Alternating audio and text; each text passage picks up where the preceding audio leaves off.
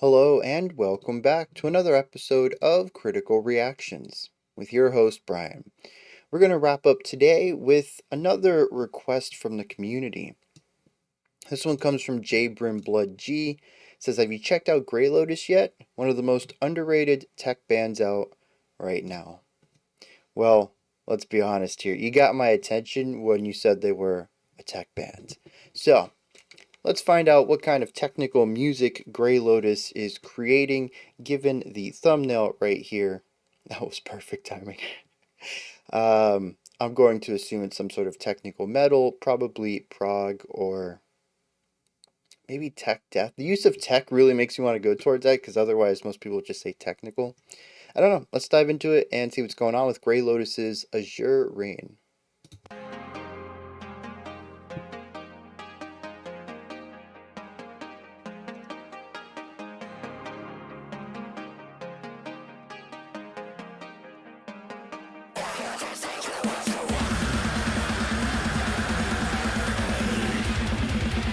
Yeah, very tech death.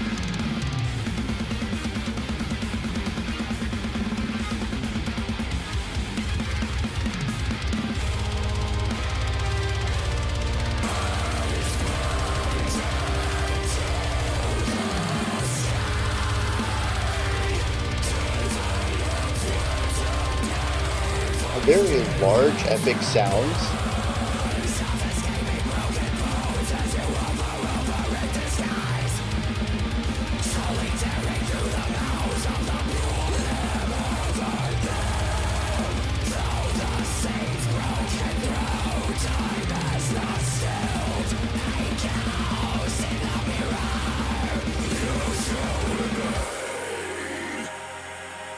A real big part of why that last section was so big was the exterior sound. I couldn't pick up on if it was like a choir or strings. Let's see if I can't figure that out in the future, but there's also some really epic arpeggiation going on in the guitar work.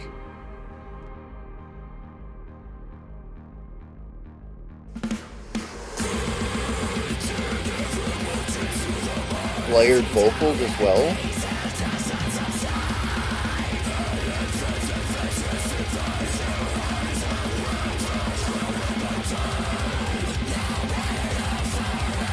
An interesting mix of both dissonance and consonance. The duality of harmony present simultaneously.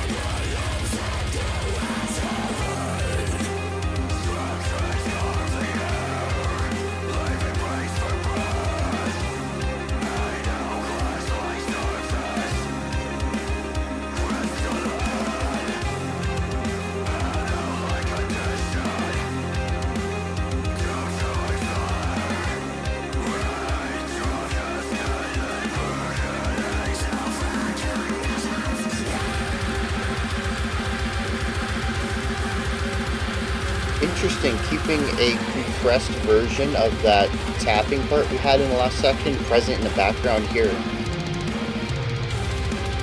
I wonder what was written on the snare.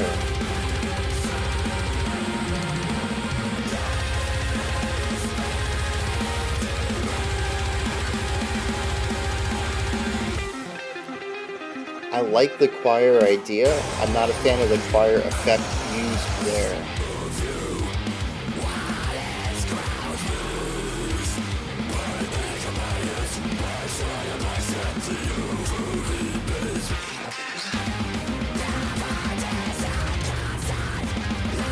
Yeah, having the drums foreshadow the new guitar rhythm.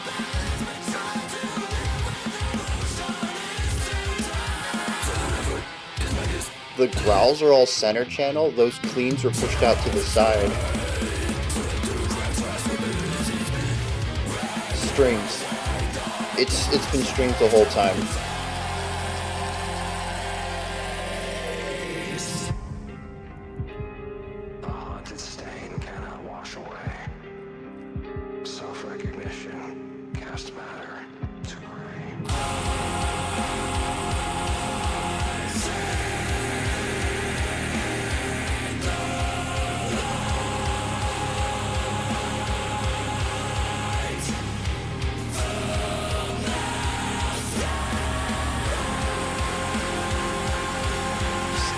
very big and epic.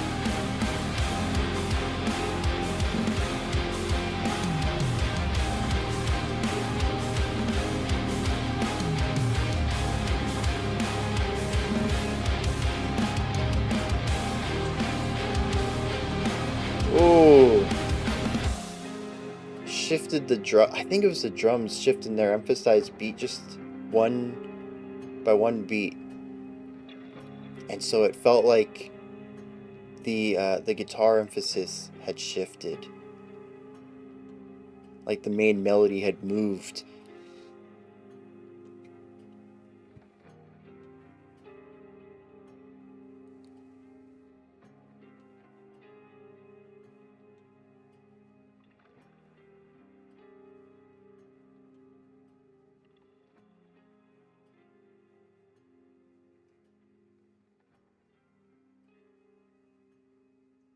I was gonna say it's a long fade out. We It's still picking up sound. That meter over there isn't, but the EQ is. Interesting. Now it's quiet though. Yeah, I quite enjoyed that. I think primarily because unlike other tech death that goes in a they write technical metal rhythmically, right? It's all very fast. Um, but even when it comes to the melodic writing, it's still super technical. And tech death bands also really love to move into a classical area. We just talked about this recently. I don't remember what band. Yeah, I can't remember. Um, but yeah, classical and tech death just sort of go together often. And so we have complexity in rhythm, complexity in performance, the musicianship of it all, and complexity harmonically as well. Even if a band chooses not to go with more complex harmonies and sticks with the typical metal sound for their notes, we still have just an overbearing, aggressive assault of sound. We can see this in bands like Archspire. First Fragment tends to go in more of the classical route. There's plenty of tech death bands who just go with the straight metal sound, but I think what's really cool here is that they sort of deviate from metal and they go towards a core sound. And how this presents itself, to me at least, is that it's still technical in delivery. Usually, some instrument is playing ridiculously fast or with a lot of precision, something difficult to do, but it's paired with something that is a bit more textural, really going for an atmospheric vibe, which I find is something that tech death, just in my very, very limited experience of the genre, doesn't do. Well, it's not that it doesn't do it well, it just typically doesn't focus on it. And so it's very cool for this track to have those fast virtuosic sections. I found out today virtuosic's not a word. Did I coin this? I can't possibly have. It's too simple of a conjugation of virtuoso. But yeah, it's not a word. I typed it in somewhere and it gave me a red squiggly and autocorrect didn't give me a correct spelling of it.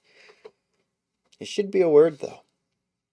So anyways, we have these sections with virtuosic playing in them and we'll juxtapose that with pure atmosphere, whether it is a section that is just some synth work or maybe some lighter guitar work, clean vocals with focusing primarily on harmony, not on anything difficult to perform, and the ending of the track going for a breakdown. The final section of this track, aside from the outro, our fade out, is anything but tech death. And I really love the balance that this band is bringing with this. While it's not necessarily a negative, I think, for this genre, a lot of it can be overwhelming.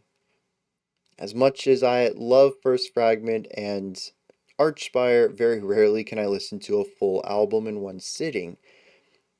Grey Lotus, I think, provides enough contrast that, assuming this is a general template for their songs on an album, I could probably get through 40, 50 minutes of this.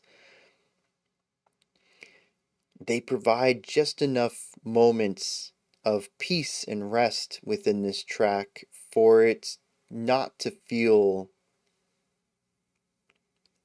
like an onslaught. And I really appreciate that. And it's not like the moments are just designed for contrast, just to be a breather. They tend to help with the flow and pacing of the song as well. If I have one negative to say, it would be that these moments are a bit short-lived. I feel like they spend so much time in the metal, and when it comes to these moments, especially the two moments when they decided to bring it way down, just the sparse atmospheric section we had the first time, the clean vocal section the second time we hit this moment. 8 bars, I think, is all we get in these before we're right back, and it often feels like we've left those moments too soon. So I do feel like there's a bit of a pacing problem here, and maybe that's the purpose as well. We haven't gotten into the artistic side of this, any thematic purpose to it. It's quite possible that the song is about seeking out safety and finding fleeting moments of it before the tension or whatever comes crashing back in and overrides whatever comfort you might feel.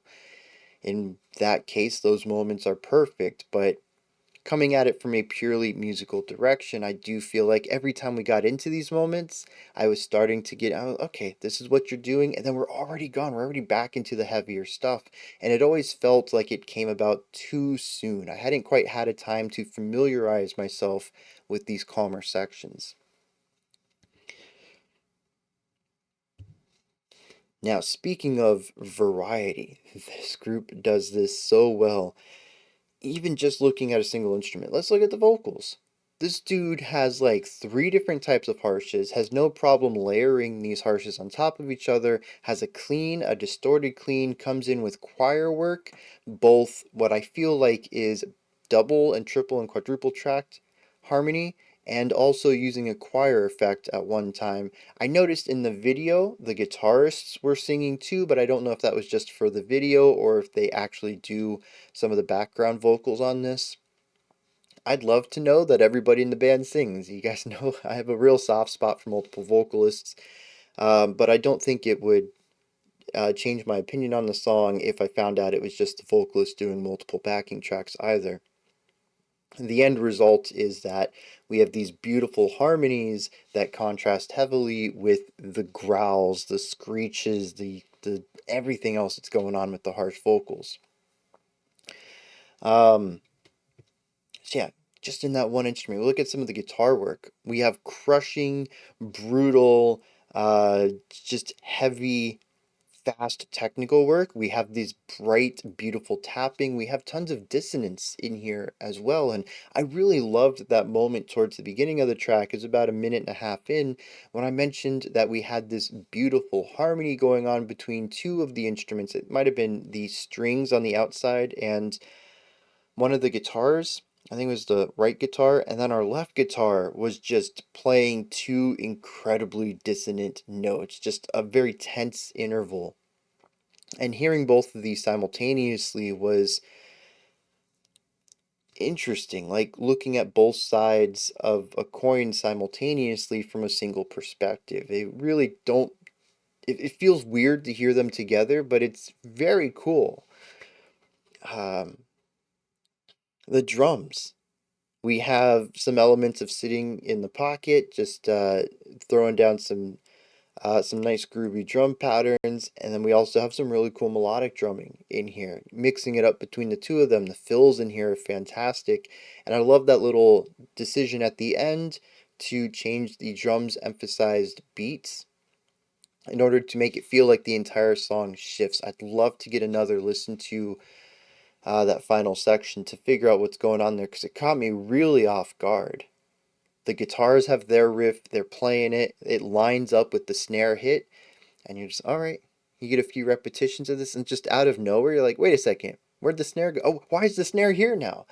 And I don't know if we lost a beat, but the drums kept their every other beat pattern on the snare, or if maybe there were two snare hits. Maybe we skipped some beats, so instead of 1, 2, 3, 1, 2, 3, 4. Maybe we skip two of them, so our next snare moves from odd numbers to even numbers. I don't know what happened there. I just know that there was a point when I realized that the guitar riff was no longer on the same snare pattern anymore. It confused me. And it was right at the end too. We had heard so many repetitions of this. Just some really neat rhythmic ideas though. The bass, I kind of wish I could have heard a little bit more of, but what I heard was a nice fat sound, and I don't know how technical the bass was. I should have looked at the music video more often to catch some, see if I could catch what was going on with the bass. Because sometimes, I tell y'all, I have really bad bass hearing already. I played bass in a band back in college, bass guitar, and I had a 5 string. And every time I went to tune the low B string, I had to have someone else tune it for me because, like, the first 5 or 6 frets all sound like the same note to me. I just have such a terrible time differentiating frequency that low. Um, and so usually if I can see what the bassist is doing, I can look for that specific thing in the music rather than trying to find a general bass tone. And that's probably something I would do on a next listen. There's also just a lot going on here, and it's possible that I never even, or I rarely checked out what the bass was doing, because there's two guitars plus the outlying strings. The vocalist was always doing something new, and the drums were rather complex as well. And the song moved at such a pace too, 6 minutes, and we went through like 7 or 8 sections. It's quite possible I just never really got a chance to check out the bass, which is unusual for me, but also a bit of a shame. I should keep more active attention about what I'm listening to, and because when new sections pop up, I kind of have a checklist, and I usually start with the guitar, then the vocals and the drums, and then the bass. Unless something pops out to me. If the bass is just like this massive fat sound, yeah, my ear's gonna be drawn to it. I'm checking that thing out first. But I must just have never gotten around to checking out what the bass was doing. Not as often as I would have liked, anyways. Speaking of the music video itself, I did peek over to it a couple of times. Like I said, I saw that multiple people were singing, but I don't know if they were doing backing vocals. I saw a really cool technique that I've seen before, but I don't think it ever really clicked the purpose of it. The guitarist reaches over with their picking hand to grab the neck and then taps with their usual fretting hand. It just dawned on me today that this is a capo. Not like the device that you would put to hold down a single fret, but using your hand as a temporary capo. And, we had seen something like this. I think it was Tesseract. I think it was Tesseract. They had a capo on for the first half of the song, and just like in the middle of the video, he reaches over and tears it off in like one really quick stroke. It's just it was immaculate. Just how quick he does it, and then goes back down to, the standard tuning of the strings. But what if your song doesn't cleanly move between them? What if you need a capo later? And that's when it dawned on me. You just kind of reach over and you are your own capo, but it only works for tapping because you can't strum anymore. I don't know why that never dawned on me. It's really genius and effective, but it is limited in its scope as well. The other thing I noticed was that there were words on the snare, and I'm really, really curious. It was Sharpie too, like colorful Sharpie, like red, blue, yellow, black, green. There's so many different colors. I'm really curious what was written on the snare. I think that about wraps this up. Definitely gonna have to keep an eye on this. I don't think this is their page. The channel name is the Artisan Era, which kind of makes me think that it's a... I don't know what it is. Is it a label? Yeah, it's a record label. Oh, out of Nashville. Very cool. The label only has 33,000 subscribers. This video only has 25,000 views. Grey Lotus seems like a small band, is where I'm going with this. And they definitely have the chops and the skill compositionally and musicianship to not be this small. So I'm glad we got to put a little bit of spotlight on it, and I'm going to be checking out more of their work probably next year, as the last few weeks of this year I've got to catch up on releases. All right, let's dive into some lyrics.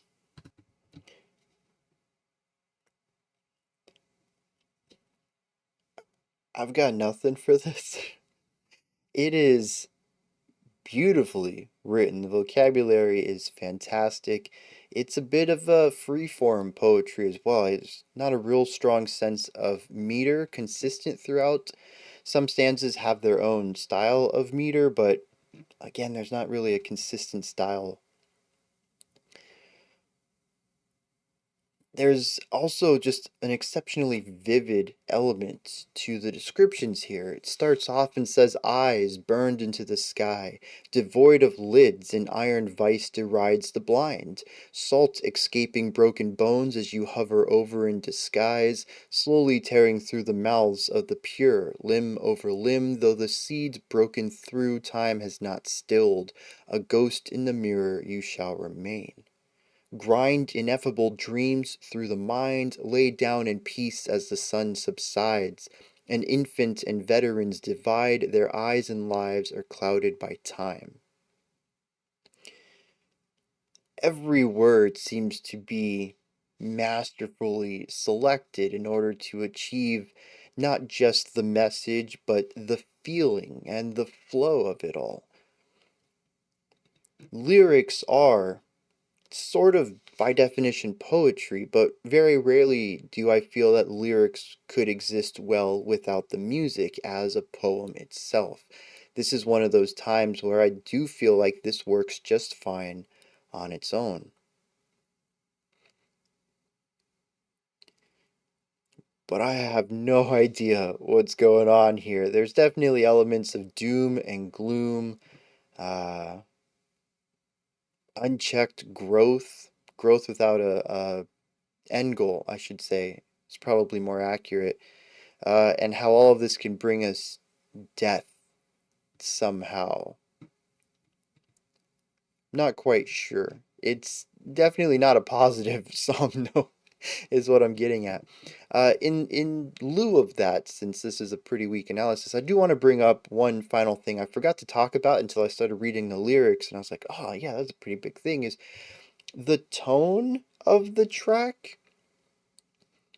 It's it's epic. There's just a lot of really big moments across the song.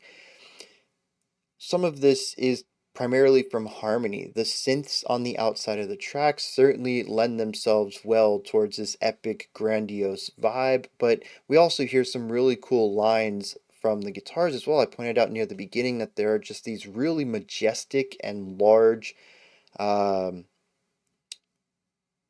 arpeggiations going on from one of the guitars, and it is buried under everything else. It's difficult to really pick out many singular ideas throughout many of these sections, But the fact that it's there means even if you're not actively listening to the track, you're still going to feel it. We do have these moments of silence, of peace, of atmosphere, space.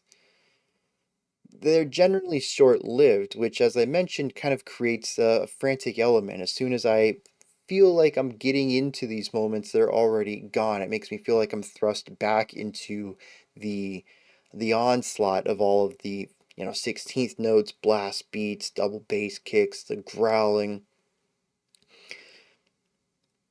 What I find interesting then is that the outro is anything but that. It's heavy, sure, but it's a plodding weight. Just a slow pace, heavily accented beat by beat. It gets rid of the frantic, over the top, speed focused composition that majority of the track takes up and goes for the opposite of it. It's still oppressive and weighty, but in a completely different manner, and while it does feel a bit refreshing, it is still overbearing.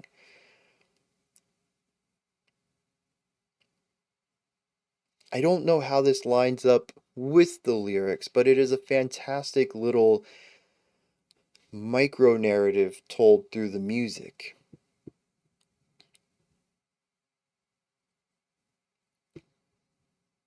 Those are my thoughts on Grey Lotus's Azure Rain. Let me know yours. Down in the comments section, give me your thoughts, opinions, perspectives, anything you might have noticed that I didn't, anything that I talked about that you have more thoughts on. Above the comment section in the description box, you'll find a link to Linktree. It takes you to this menu right here. You can find links to my you can find links to my music, ways to support the channel, a link to the Discord server, and so much more. Above that, if you could, like, subscribe, and ring the bell. I greatly appreciate all three of those. That wraps it up for today. I will be back tomorrow, though, 5 p.m. Eastern Standard Time, as usual. Until next time, remember to be critical, not cynical, of the music you listen to, and have a fantastic morning, afternoon, or evening, whenever you choose to watch my videos.